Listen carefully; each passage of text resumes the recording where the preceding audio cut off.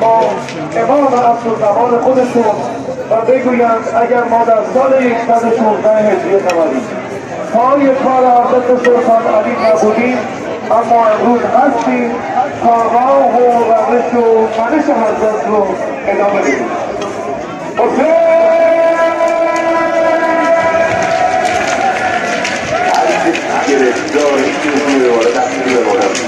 خجالت نکشید،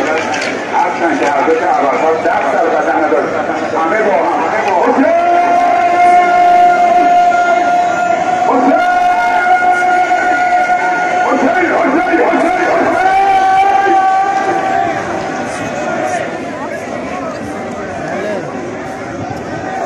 امسال در دومین جمعه مهرماه